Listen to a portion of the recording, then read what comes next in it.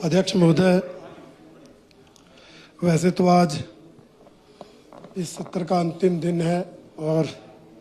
सत्र समाप्ति की ओर है, परंतु मैं एक प्रमुख विषय की ओर इस सदन का ध्यान आकर्षित करना चाहता हूं। पिछले कुछ दिनों से हिमाचल प्रदेश में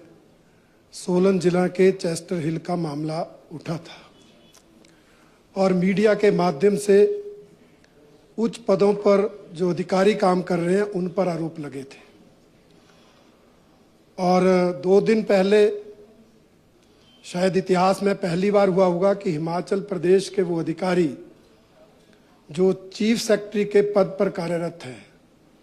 उन्होंने हिमाचल प्रदेश विधानसभा के परिसर में प्रेस वार्ता बुलाकर जहां अपना स्पष्टीकरण दिया, वहीं अन्य कई प्रमुख अधिकारियों पर गंभीर आरोप भी लगाए। और जिन अधिकारियों पर उन्होंने आरोप लगाए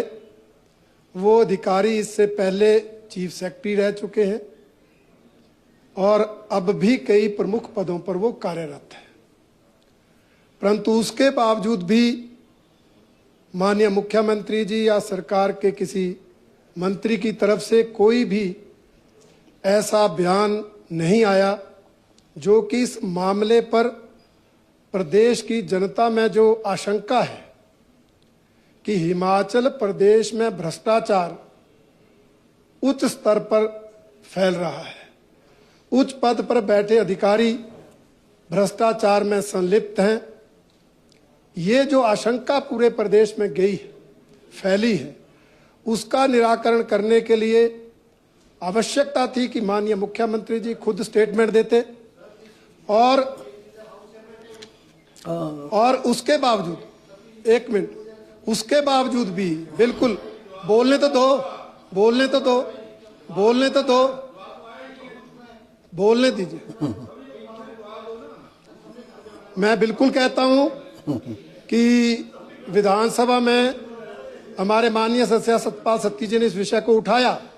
परंतु सत्ता पक्ष की ओर से कोई भी संतोषजनक जवाब नहीं आया। आपका पॉइंट आ गया। इसलिए एक तो माननीय मुख्यमंत्री जी इस मुद्दे पर बहुत दुर्भाग्यपूर्ण है, इस पर क्या कार्रवाई करने जा रहे हैं इसकी जानकारी इस सदन को भी दे, जनता को भी दे। दूसरा एक छोटा सा मुद्दा है, परसों ही मैंने एंटी टैक्स का मुद्दा उठाया था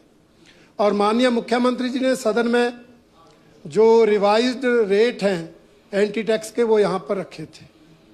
और जो रेट सदन में रखे, इन्होंने कहा था 5 सीटर और 6 to 12 सीटर पैसेंजर गाड़ियों पर पहले जैसा ही रेट रहेगा, परंतु जो सदन में जानकारी दी गई उन रेट्स की नोटिफिकेशन नहीं हुई। नोटिफिकेशन में रेट्स और आगे, और जो भैया सदन के अंदर की बात है, आपसे नहीं पूछ रहा हूं, सदन के अंदर की बात है। माननीय मुख्यमंत्री जी ने सदन में बयान दिया है, इसलिए अगर रेट्स बदले हैं तो सदन में ही जानकारी दी जानी चाहिए। और वो जो जानकारी, जो रेट्स हैं उनकी जानकारी नीचे अधिकारियों और टोल टैक्स का जो एंटी टैक्स ले रहे हैं उन ठेकेदारों तक बैठ के, क्योंकि कल जो हालात प्रदेश में थे, कहीं वो पिछले रेट ले रहे थे, कहीं अगले रेट ले रहे थे, ऐसी अव्यवस्था पूरे प्रदेश के बॉर्डर पे फैली थी जिसके कारण कानून व्यवस्था बिगड़ी है। कई स्थानों पर आज भी ये स्थिति है। इसलिए इस विषय पर भी माननीय मुख्यमंत्री जी स्पष्टीकरण दें और ऐसी कार्रवाई करें कि कोई आने वाले समय में बॉर्डर पर कानून व्यवस्था